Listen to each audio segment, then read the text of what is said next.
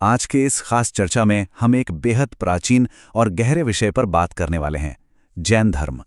ये कोई आम विषय नहीं है, बल्कि मूल प्राचीन ग्रंथों और ऐतिहासिक स्रोतों पर आधारित एक ऐसी दार्शनिक यात्रा है जो हमें जीवन जीने का एक बहुत ही वैज्ञानिक और आध्यात्मिक नजरिया देती है। तो चलिए, बिना किसी देरी के इस विचारधारा की गहराई में उतरते हैं।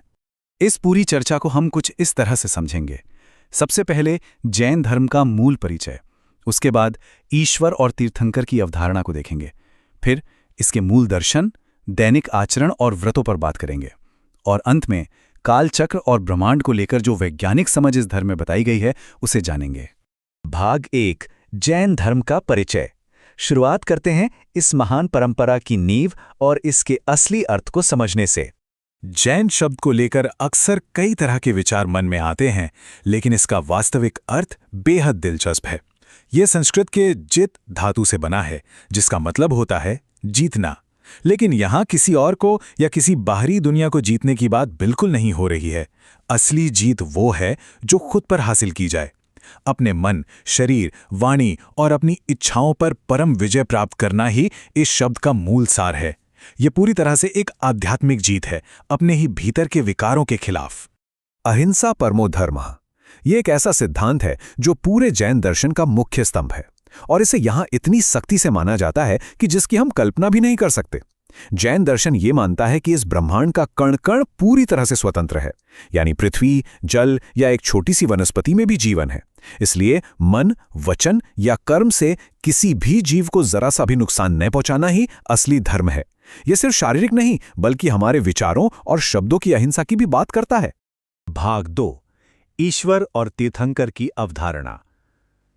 अब एक बहुत ही अहम सवाल की तरफ बढ़ते हैं, ब्रह्मांड की संरचना और इसमें सबसे ऊंचा स्थान किसे दिया गया है। सृष्टि के निर्माण को लेकर जैन दर्शन का नजरिया पारंपरिक मान्यताओं से काफी अलग है। यहाँ ब्रह्मांड के किसी कर्ता या निर्माता ईश्वर की कोई अवधारणा नहीं है। इसके बजाय ये माना जाता है कि जब कोई आत्मा अपने सभी कर्मों के बोझ को पूरी तरह हटा देती है और जन्म मरण के चक्र से आज़ाद हो जाती है, तो वो खुद परमात्मा की सर्वोच्च दशा को प्राप्त कर लेती है। यानी ईश्वर कोई बाहरी रचयिता नहीं है, बल्कि एक पूरी तरह से मुक्त और सब कुछ जानने वाली आत्मा है। 24, ये संख्या इस दर्शन में बहुत बड़ी अहमियत रखती है। वर्तमान काल चक्र में ठीक 24 तीर्थंकर माने गए हैं। ये तीर्थंकर कोई अवतार नहीं है, बल्कि ये वो महान आध्यात्मिक गुरु हैं जिन्होंने एक साधारण इंसान के रूप में अपनी साधना के बल पर सर्वोच्च आध्यात्मिक ऊंचाई को छुआ और फिर दूसरों को सही रास्ता दिखाया। अगर हम इतिहास के पन्नों को पलटें तो पता चलता है कि इन महापुरुषों की जड़ें कितनी गहरी हैं। उदाहरण के लिए, पहले तीर्थंकर भगवान ऋषभदेव का उल्लेख तो विष्णु पुराण और मनुस्मृति जैसे प्राचीन ग्रंथों में भी मिलता है। 22वें तीर्थंकर अरिष्टनेमि का जिक्र महाभारत और स्कंद पुराण में किया गया है, और 23वें तीर्थंकर पार्श्वनाथ तथा 24वें तीर्थंकर भगवान महावीर के ऐतिहासिक होने का प्रमाण तो दुनिया भर के विद्वान मानते ही हैं। यह सब दिखाता है कि इन विचारों का प्रभाव कितना व्यापक और पुराना रहा है। भाग 3, मूल दर्शन। अब इस यात्रा के सबसे तार्किक और रहस्यमय हिस्से में चलते हैं कि आत्मा और कर्म का ये पूरा गणित आखिर काम कैसे करता है। जैन धर्म में कर्मों के विज्ञान को 7 मुख्य तत्वों के जरिए समझाया गया है। इसे एक आध्यात्मिक यात्रा की तरह समझें। सबसे पहले है आश्रव, यानी कर्मों का हमारी तरफ आना। फिर बंध, जब वो कर्म हमारी आत्मा से चिपक जाते हैं। लेकिन असली खेल इसके बाद शुरू होता है। संवर, जहां नए कर्मों को आने से रोका जाता है। उसके बाद निर्जरा, जिसमें तपस्या से पुराने कर्मों को नष्ट किया जाता है। और जब ये पूरी प्रक्रिया खत्म हो जाती है तो अंत में जो मिलता है वो है मोक्ष, यानी परम आजादी, एकदम कार्य और कारण का सीधा विज्ञान। अब यहाँ एक और शानदार सिद्धांत आता है, अनेकांतवाद। इसे हम वैचारिक अहिंसा भी कह सकते हैं। इसका सीधा सा मतलब है कि सत्य को देखने के कई नजरिए हो सकते हैं और कोई भी एक विचार अपने आप में पूरा सच नहीं होता। बिना किसी राग या द्वेष के दूसरों के दृष्टिकोण को समझना ही अनेकांतवाद है। आगे चलकर इसी ने स्यादवाद या सप्तभंगी नाम की एक पूरी तार्किक प्रणाली की नींव रखी, जो हमें सिखाती है कि विचारों में सहिष्णुता कैसे लाई जाए। मोक्ष तक पहुंचने के इस पूरे रास्ते को त्रिरत्न, यानी 3 रत्नों के रूप में देखा गया है। पहला है सम्यक दर्शन, मतलब सत्य पर और आत्मा के असली स्वरूप पर अटूट विश्वास होना। दूसरा सम्यक ज्ञान, बिना किसी शक के सही और सच्चा ज्ञान प्राप्त करना। और तीसरा है सम्यक चारित्र, यानी उस ज्ञान को अपने आचरण और अपनी असल जिंदगी में उतारना। जब ये तीनों एक साथ मिलते हैं तभी कोई आत्मा सिद्धशिला के उस शाश्वत आनंद तक पहुंच पाती है। भाग 4 आचरण और व्रत। दर्शन और सिद्धांतों को तो समझ लिया, पर असल सवाल यह है कि इन्हें रोजमर्रा की जिंदगी में कैसे ढाला जाता है। इसके लिए मुनियों और आम शावकों दोनों के लिए 5 मूल व्रत बताए गए हैं। अहिंसा, सत्य, अस्तेय यानी जो आपका नहीं है उसे ना लेना, ब्रह्मचर्य और अपरिग्रह यानी चीजों और इच्छाओं से अपना मोह पूरी तरह छोड़ देना। यहाँ एक दिलचस्प बात यह है कि 23वें तीर्थंकर भगवान पार्श्वनाथ ने पहले 4 व्रत दिए थे और बाद में 24वें तीर्थंकर भगवान महावीर ने ब्रह्मचर्य को 5वें महाव्रत के रूप में इसमें जोड़ा। यही आत्म अनुशासन का सबसे बड़ा आधार है। अगर हम समाज के नजरिए से देखें तो एक बहुत ही प्रगतिशील बात सामने आती है।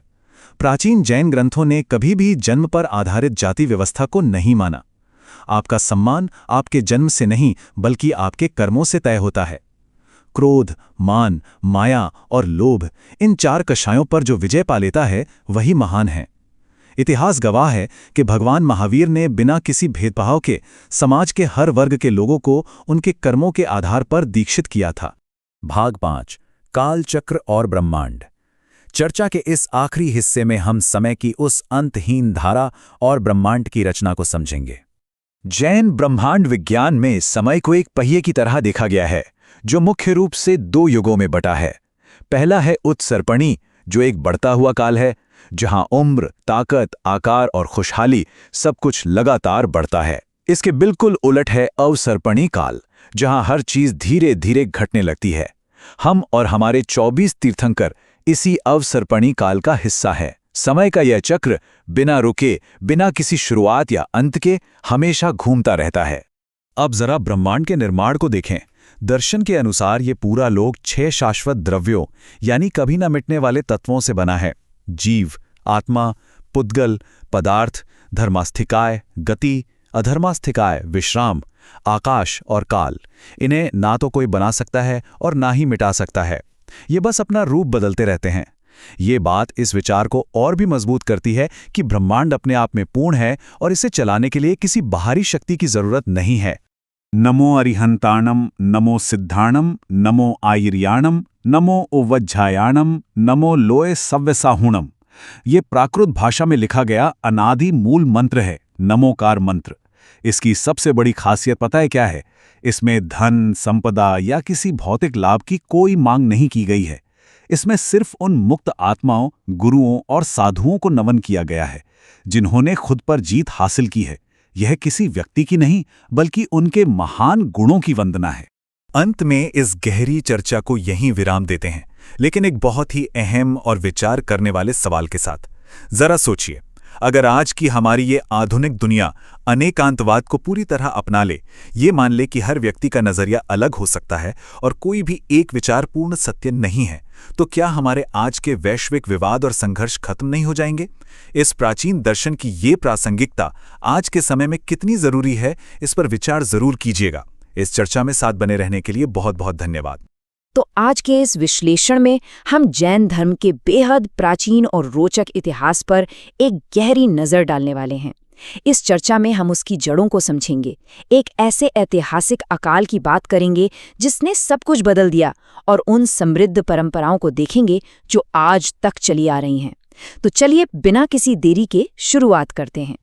अगर आज के इस सफ़र के रोडमैप की बात करें तो हम जैन धर्म की प्राचीनता से शुरुआत करके महान मुनियों की वंशावली, 12 साल का वो भयानक अकाल, उससे हुआ महान विभाजन और अंत में इसके पवित्र ग्रंथों और तीर्थ स्थलों पर चर्चा करेंगे।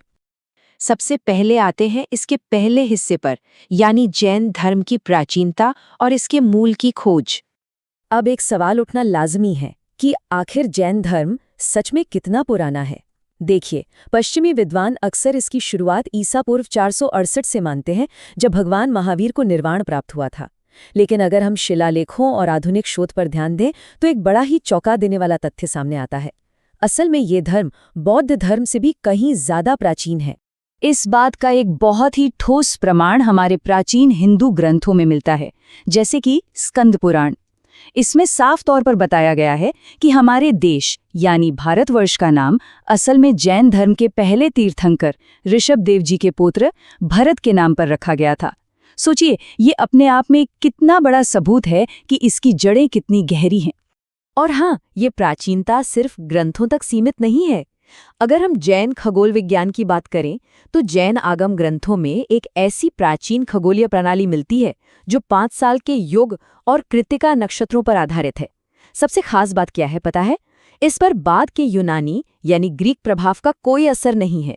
ये बिल्कुल अछूती है, जो एक बार फिर साबित करता है कि जैन परंपरा यूनानी संपर्क से बहुत बहुत पहले की है।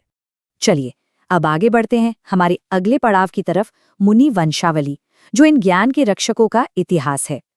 ये टाइमलाइन दरअसल उन महापुरुषों के सैकड़ों सालों के सफर को दिखाती है जिन्होंने भगवान महावीर के बाद इस ज्ञान को बहुत ही कड़ी निष्ठा के साथ बचाए रखा। भगवान महावीर के ठीक बाद केवली मुनियों का युग शुरू हुआ। उसके बाद श्रुत केवलियों का दौर आया, जिसका नेतृत्व आचार्य भद्रबाहु ने किया, और ये ज्ञान परंपरा बिना रुके आचार्य कुंद और आचार्य जिनसेन जैसे प्रकांड विद्वानों तक निरंतर आगे बढ़ती रही।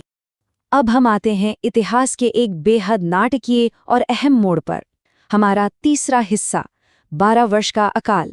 ईसा पूर्व 3री शताब्दी की वो घटना जिसने इस धर्म की आगे की दिशा ही बदल कर रख दी। 12 ये सिर्फ एक मामूली संख्या नहीं है। दरअसल अंतिम श्रुत केवली आचार्य भद्रबाहु ने अपने ज्ञान और दूरदर्शिता से ये भविष्यवाणी कर दी थी कि उत्तर भारत में एक बेहद भयानक अकाल पड़ने वाला है, और ये अकाल पूरे 12 सालों तक चलेगा। तो उस भीषण अकाल से धर्म और अपनी साधना को बचाने के लिए उन्होंने हजारों जैन मुनियों को दक्षिण भारत की तरफ प्रवास करने का निर्देश दिया। ये मुनि आज के तमिलनाडु और कर्नाटक की तरफ चले गए, लेकिन कुछ मुनि ऐसे भी थे जो उत्तर भारत में ही रुक गए, जिन्हें अकाल की उस भयंकर मार का सामना करना पड़ा। जब पूरे 12 साल बाद ये अकाल खत्म हुआ और दक्षिण गए मुनि वापस लौटे, तो एक बहुत बड़ा बदलाव उनका इंतजार कर रहा था। यहीं से शुरू होता है हमारा चौथा भाग, महान विभाजन, यानी दिगंबर और श्वेतांबर परंपरा का उदय। हुआ कुछ यूं कि जो मुनि दक्षिण से वापस लौटे थे, उन्होंने अपनी कठोर, नग्न अवस्था और नियमों को वैसे ही बनाए रखा था। लेकिन जो मुनि उत्तर में रुक गए थे, उन्होंने अकाल के उस मुश्किल वक्त में जीवित रहने के लिए श्वेत यानी सफ़ेद वस्त्र धारण करना शुरू कर दिया था, और भिक्षा के नियमों में भी थोड़ी ढील दे दी थी। इसी वैचारिक और व्यवहारिक अंतर की वजह से जैन धर्म में दिगंबर और श्वेतांबर संप्रदायों के रूप में एक स्थायी विभाजन हो गया। एक प्राकृतिक संकट ने इन 2 महान परंपराओं को हमेशा के लिए आकार दे दिया। वक्त के साथ दिगंबर संप्रदाय, जो पूर्ण वैराग्य का प्रतीक माना जाता है, जिसमें मूर्तियां बिना किसी श्रृंगार के पूर्ण नग्न अवस्था में होती हैं, उनमें भी आगे चलकर कई उपसंप्रदाय विकसित हुए। इनमें मुख्य रूप से तारणपंथ, दिगंबर तेरापंथ और बीसपंथ शामिल हैं। दूसरी तरफ श्वेतांबर संप्रदाय भी 2 मुख्य भागों में बंट गया। एक है मूर्ति पूजक, जो तीर्थंकरों की सुशोभित मूर्तियों की पूजा करते हैं, और दूसरे हैं अमूर्ति पूजक, जो मूर्ति पूजा को छोड़कर आंतरिक भक्ति पर ज्यादा जोर देते हैं। आगे चलकर इस अमूर्ति पूजक शाखा के भीतर भी स्थानकवासी और श्वेतांबर तेरापंथ जैसी उपशाखाएं सामने आईं। तो अब सवाल ये उठता है कि इतने सारे संप्रदायों और ऐतिहासिक उथल-पुथल के बीच ये दर्शन और ज्ञान आखिर बचा कैसे रहा? यही हमारा 5वां हिस्सा है, पवित्र ग्रंथ। इस ज्ञान को सहेजने का तरीका बेहद व्यवस्थित था। दिगंबर आचार्यों ने क्या किया कि उन्होंने अपने आगम ग्रंथों को 4 बराबर हिस्सों में बांट दिया: प्रथमानुयोग, करणानुयोग, चरणानुयोग और द्रव्यानुयोग। इस एक व्यवस्था के अंदर उन्होंने इतिहास, ब्रह्मांड विज्ञान, मुनि आचरण और शुद्ध दर्शन, इन सभी विषयों को पूरी तरह से कवर कर लिया। वैसे तो जैन साहित्य का भंडार बहुत ही विशाल है, लेकिन इनमें से कुछ ग्रंथ सबसे अहम माने जाते हैं, जैसे कि तत्वार्थ सूत्र। ये इसलिए खास है क्योंकि इसे दिगंबर और श्वेतांबर दोनों ही संप्रदाय पूरी तरह से मानते हैं। इसके सिवा दिगंबर मूल आगम, षटखंडागम, आचार्य कुंद जी का समय सार और श्वेतांबर परंपरा का प्रसिद्ध कल्पसूत्र इस ज्ञान के अमूल्य स्तंभ हैं। और अब आइए इस चर्चा के आखिरी हिस्से की ओर बढ़ते हैं, जहां हम देखेंगे कि ये प्राचीन मान्यताएं आज के भारत के भूगोल और संस्कृति में किस तरह से जीवंत हैं। हमारा छठा भाग, तीर्थ और त्योहार। अगर हम आज के भारत को देखें तो पूरे देश में जैन पवित्र स्थलों का एक बहुत ही विशाल नेटवर्क फैला हुआ है। दक्षिण में श्रवणबेलगोला की वो विशाल और प्रभावशाली प्रतिमा हो, या फिर पश्चिम में आबू पर्वत की बारीक नक्काशी, या फिर पूरब में सम्मेद शिखर जी और पावापुरी जैसे परम पवित्र स्थल। ये जगहें सिर्फ पत्थर के ढांचे नहीं हैं, बल्कि हजारों सालों की अटूट आस्था के जागते हुए प्रमाण हैं। और ये प्राचीन विरासत आज भी उतनी ही ऊर्जा के साथ इन त्योहारों के जरिए मनाई जाती है, जैसे भगवान महावीर का जन्म, कल्याणक यानी महावीर जयंती, क्षमा और आत्मशुद्धि का महापर्व पर्युषण। इसके अलावा दीपावली और अक्षय तृतीया को भी यहाँ बेहद गहरे आध्यात्मिक भावों के साथ मनाया जाता है।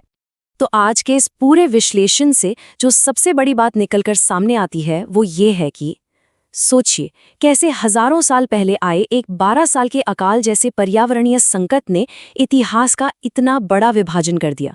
एक ऐसा विभाजन जिसने अपने पीछे एक बेहद समृद्ध और दोहरी परंपरा छोड़ दी जो आज भी उतनी ही मजबूती से कायम है।